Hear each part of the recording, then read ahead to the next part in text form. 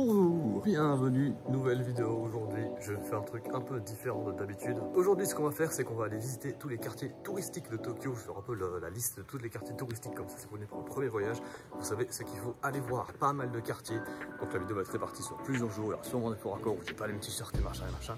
Faites pas attention à ça, je fais en fonction des quartiers que moi je visite. Là je suis encore en congé quelques jours avant de commencer l'école, donc je vais en profiter pour ce week-end. J'ai à mon avis 3-4 jours pour aller faire un peu le tour de tous les quartiers sympas. Ça reste les gros quartiers principaux. Si vous êtes déjà venu en voyage, sûrement vous avez déjà vu. Si jamais vous n'êtes jamais venu en voyage à Tokyo, eh ben c'est parfait, vous aurez tous les quartiers vraiment iconiques qu'il faut visiter. Je vais vous donner des conseils aussi des endroits qu'il faut visiter, d'endroits sympas. Hop, 2 petites secondes, pour pas que la vidéo dure une demi-heure, j'ai décidé de la couper en deux. Donc vous aurez 5 quartiers aujourd'hui et 5 quartiers la semaine prochaine. Allez, premier quartier, on va à Shinjuku.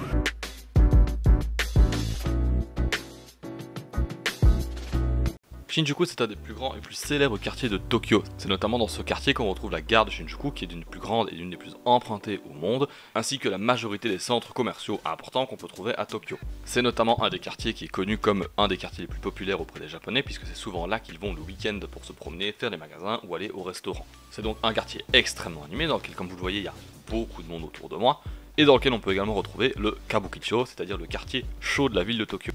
C'est notamment là qu'on trouve tout ce qu'on appelle les bars à hôtes et les bars à hôtesses, ainsi que la prostitution, qui reste malgré tout illégale, je vous le rappelle. Malgré ça, ça reste une rue en réalité dans tout le quartier de Shinjuku, et à Shinjuku, on trouve énormément de boîtes de nuit, de bars et de restaurants. C'est souvent là que les Japonais passent leur samedi soir ou leur vendredi soir pour faire la fête, s'amuser avec leurs amis, etc. etc.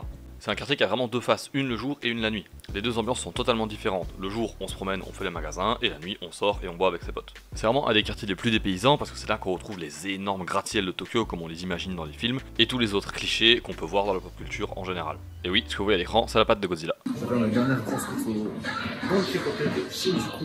C'est un magasin énorme dans lequel on trouve tout et n'importe quoi. Littéralement, ils vendent des cannes à pêche, des vélos, des vêtements électroniques, énorme action de la foire fouille chez nous. C'est ça, sauf qu'un Don Quijote moyen, c'est genre sur 3 étages et les négociations sur 6. Je vous assure que si vous passez à Tokyo, vous ne pouvez pas passer à côté de Don Quijote. Il faut absolument y aller. C'est vraiment là qu'on retrouve tous les produits japonais et qu'en général, tous les youtubeurs font leurs courses objets what the fuck au Japon. Pour moi, c'est également là qu'on peut trouver les meilleurs objets souvenirs à amener à sa famille, puisque vous pouvez trouver autant des gâteaux que des jouets ou des accessoires complètement bidons, mais qui font rire les gens parce qu'on se demande ce que c'est que ce truc. Je vais pas m'éterniser 10 ans sur Shinjuku parce que je vous ai déjà montré une partie dans l'ancienne vidéo et que c'est un quartier qui est malgré tout très connu, mais n'hésitez pas à y aller, que ce soit pour flâner ou pour faire la fête, et surtout, perdez-vous à gauche à droite, c'est toujours le plus intéressant. Allez, quartier suivant. Nous voici à Ginza. Ginza qui est le quartier du luxe de Tokyo. C'est ici que vous allez retrouver toutes les boutiques, genre Louis Vuitton, Chanel, etc. Là où les gens trouvent tout l'argent en fait. Ginza, c'est également un quartier à côté de la ville, de compagnies qui ont leur siège, notamment on pense à Nissan, etc. qui ont des concessionnaires ici. Une des choses très amusantes à faire à Ginza, c'est d'aller voir le Matsuya Ginza, et surtout les prix du Matsuya Ginza. C'est un des plus grands centres commerciaux de luxe de Tokyo. Ici, c'est vraiment une boutique préférée de Ginza. Ils vendent juste des petits articles de maison à des prix exorbitants. Une assiette toute simple, 1460 yens. Ça fait quand même 60 balles l'assiette, les gars. 41 000 yens, les 3 petits bols. 300 € pour ça. Et ça, c'est vraiment l'objet qui me fume le plus. Un distributeur de scotch à 115 €. La plupart des boutiques vendent des vêtements de marque, mais des marques que nous on ne porte pas, le commun des mortels, parce que ça coûte en général plusieurs centaines d'euros. C'est la première fois que je vois qu'il y a des cartes pour chaque magasin. Il n'y a jamais de promo au Japon, c'est vraiment juste pour montrer qu'on a de la thune, on engage des gens pour regarder nos vêtements en fait. À Ginza, on trouve également énormément de restaurants, et notamment la plupart des restaurants gastronomiques ou semi-gastronomiques de Tokyo. Il y a également une grosse culture de la cuisine étrangère, avec beaucoup de restaurants italiens, espagnols, français, etc. Ça vient du fait qu'au Japon, ce qui est étranger a un aspect chic, et donc ces restaurants se sont installés là-bas. Bon, c'est pas pour autant qu'on peut pas trouver des restaurants un peu moins bon marché, ou des chaînes. Mais moi aussi j'ai le droit de bouffer, ça va. Hein. En dehors de ça, les gens fortunés, ils aiment les voitures. Et donc forcément, à Ginza, on trouve énormément de voitures de luxe, que ce soit des Lamborghini, des Porsche, des Ferrari ou que sais-je. Mais bref, on en trouve vraiment à tous les coins de rue. C'est donc aussi un quartier où c'est sympa de se promener si on est fan de voitures et qu'on aime bien avoir juste le plaisir des yeux de voir des belles voitures. En parlant de plaisir des yeux de belles voitures, il y a justement ces voitures-ci que vous êtes en train de voir à l'écran qui sont les Nissan qui sont en démonstration dans le showroom. Même si vous n'êtes pas fan de voiture, le showroom de Nissan est vraiment super sympa à aller visiter. Et il y a même un café au-dessus qui peut vous servir un café avec votre tête imprimée dessus. Enfin, sur le côté un peu plus traditionnel, on trouve ce grand bâtiment de Kabuki qui est une forme de théâtre traditionnel japonais. Ici derrière moi, c'est le Kabukiza, c'est le grand théâtre Kabuki de Tokyo qui se trouve en plein centre de Ginza. Donc c'est là qu'on donne notamment les représentations traditionnelles de théâtre Kabuki. C'est très intéressant à voir, et en général, les pièces sont assez longues, elles peuvent durer parfois plusieurs heures. Je sais qu'on peut prendre des places pour aller voir seulement un acte, donc si l'aspect traditionnel, je veux dire du théâtre, vous intéresse, faut totalement y aller, prendre une place pour un acte et rester là-bas une demi-heure, une heure. Je vais pas y aller aujourd'hui parce que j'ai d'autres choses de prévues. Ça reste un super beau bâtiment. Enfin, même si Ginza c'est assez peuplé et que c'est beaucoup de bâtiments en grande surface, il y a quand même pas mal de parcs qui sont situés à gauche à droite du quartier. C'est vraiment un super endroit si on veut se reposer, prendre 5 minutes pour faire une pause et boire un coup. Bon allez, on a fini avec Ginza, direction Tokyo, c'est juste à côté. Et oui, c'est assez peu connu, mais en plus d'être le nom de la capitale, Tokyo c'est également le nom d'un des quartiers de cette capitale. C'est un endroit où on trouve énormément de bâtiments administratifs et également de gratte-ciel. C'est d'ailleurs là qu'il y en a la plus haute concentration, et en général ce sont des bureaux d'entreprise. Malgré tout, beaucoup des toits de ces immeubles sont accessibles gratuitement, et donc on a vraiment un super beau point de vue sur la ville. En plus de tous ces points de vue, on peut également voir le palais impérial et également la gare de Tokyo. Pour le palais impérial d'abord, on peut y voir les jardins, et une partie des jardins sont accessibles. Malheureusement les jardins intérieurs et le palais en lui-même n'est pas accessible, à l'exception de 2 jours sur l'année. Ces 2 jours sont l'anniversaire de l'empereur et la célébration du nouvel an, le 2 janvier. Malgré tout, la partie est du jardin qui reste accessible le reste de l'année vaut vraiment le détour et mérite à elle seule qu'on s'arrête pour visiter le quartier. Me voilà en plein centre du Tokyo Gaien National Garden, qui est un des parcs centraux de Tokyo. Juste derrière moi se trouve le palais impérial. Ici, je suis en plein centre du quartier de Tokyo, qui est vraiment la mégalopole par excellence, où c'est entouré de buildings immenses. Et en fait, on trouve vraiment des parcs comme ça où c'est très calme. Regardez si je me tais. Normalement, vous entendez des cigales. C'est ça qui est vraiment incroyable, c'est qu'on peut vraiment trouver un vrai espace de tranquillité en plein cœur de Tokyo, et vraiment dans le cœur de Tokyo, parce qu'on est dans le cœur du quartier de Tokyo même ici. C'est extrêmement facile d'y accéder, c'est accessible au public, on peut se mettre sur les pelouses. Vous voyez pas ici, mais on est dimanche et en fait très peu de gens, c'est très peu fréquenté malgré tout. Ça contraste vraiment très fort avec le reste de la ville et avec les méga gratte-ciel qui est autour de nous, c'est très impressionnant. Pour vous parler plus en détail de la gare de Tokyo, il s'agit en fait d'un énorme réseau de galeries souterraines dans lequel on trouve énormément de boutiques et de restaurants. On va notamment y retrouver le Pokémon Store et le Jump Shop, entre autres. Ça fait 40 minutes que je tourne dans la gare de Tokyo pour essayer de trouver le Shonen Jump Shop pour faire un beau plan, mais j'ai pas trouvé. Donc résultat des courses, 40 minutes de perdu et 150 yens de perdu. Donc à la place, voici une jolie photo de Jump Shop. Il est beau hein. Voilà, dommage. Bon, mettons ces chèques de côté. En dehors de ça, à Tokyo on trouve également beaucoup de musées, et des musées qui sont libres et gratuits d'accès. Celui que vous voyez sous vos yeux, c'est un musée qui appartient à l'université de Tokyo et qui s'appelle la Intermédiathèque. C'est d'une part un musée dans lequel on trouve beaucoup de squelettes et d'animaux empaillés, mais aussi beaucoup d'objets d'époque, notamment du XVIIIe siècle. On trouve également à Tokyo l'université de Meiji qui a son propre musée, mais qui est plus orienté vers les instruments de torture médiévaux. J'ai trouvé un vrai kabuto, c'est incroyable. Oui, c'est bien, espèce de con. Allez, carte suivante.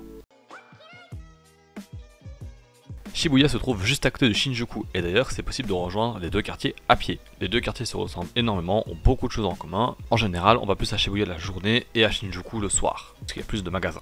Ici c'est le Tower Records de Tokyo. C'est un énorme centre commercial en fait de 8 étages. Le 8e étage est réservé aux événements, mais les 7 étages en dessous sont un énorme magasin de CD.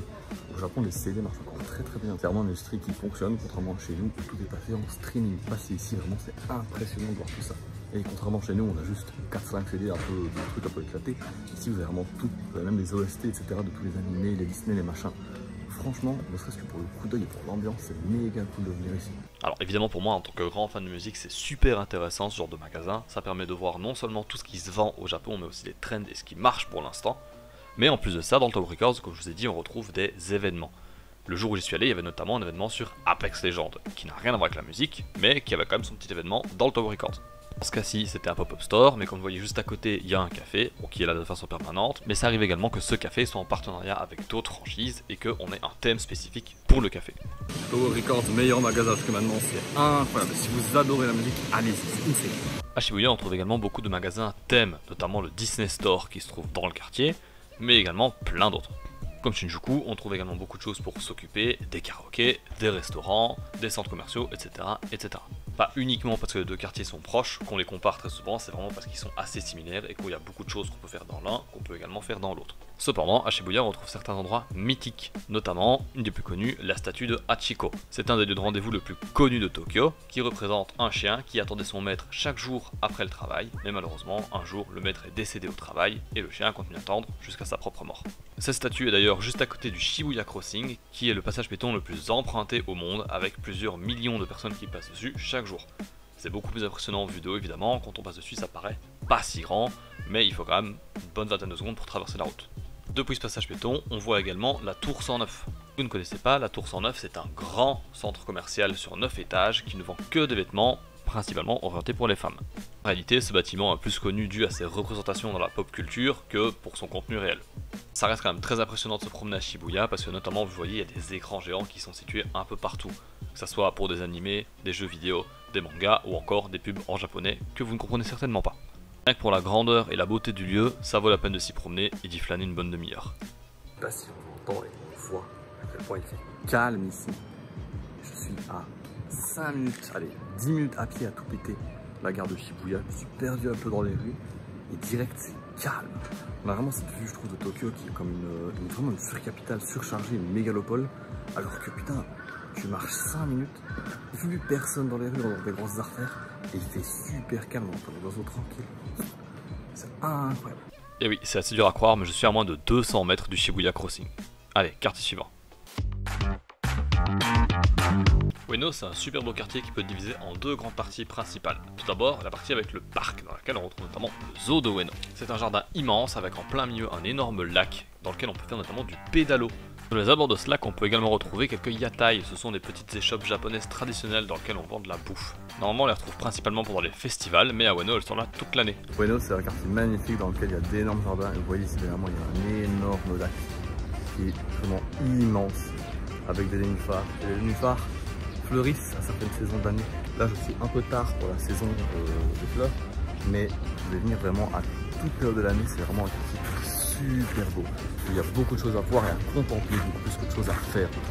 Un truc qui est très rigolo, c'est que dans ce parc, vu qu'il y a de très beaux points de vue, on retrouve beaucoup de photographes. Alors vous avez tous les petits papis qui sont là avec leurs appareils photo à 2000 balles, qui sont en train de dégainer pour prendre la plus belle photo possible.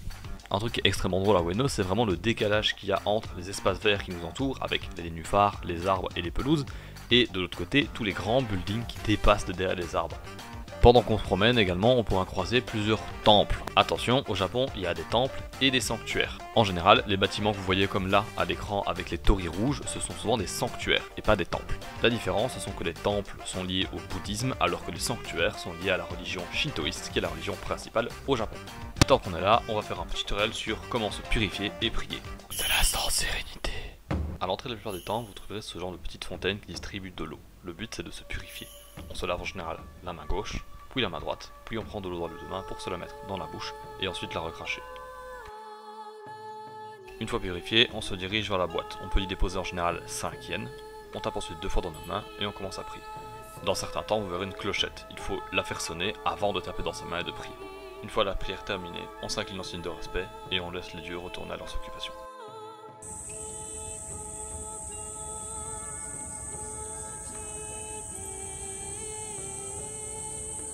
Bon allez, ceci mis à part, direction vers l'autre partie du quartier qui est personnellement la partie que je préfère, c'est-à-dire la bouffe. Et oui, en plus de son magnifique parc et de son zoo, Ueno est également connu pour la Ameya Yokocho. C'est une énorme rue commerçante dans laquelle on trouve énormément de stands de street food. Sucré, salé, asiatique, européenne, poisson, viande, on peut même trouver de l'alcool à volonté dans certains de ces bars. Le pire de tout ça, c'est que la plupart du temps, les prix sont très raisonnables. Il y a deux grandes artères principales, Ueno d'un côté et Ameya Yokocho de l'autre, mais les deux valent vraiment la peine d'être visités. Si comme moi vous êtes un gros gourmand et que vous adorez manger plein de choses, c'est vraiment l'endroit qu'il vous faut. La plupart des restaurants proposent des petites portions, ou proposent des fois carrément de prendre des demi-portions. C'est particulièrement un endroit excellent si vous adorez le poisson. On trouve notamment énormément de restaurants de kaisendon. Vous savez, c'est un peu l'équivalent des shirashi qu'on a chez nous en Europe, c'est-à-dire un bol de riz recouvert de tranches de poisson cru.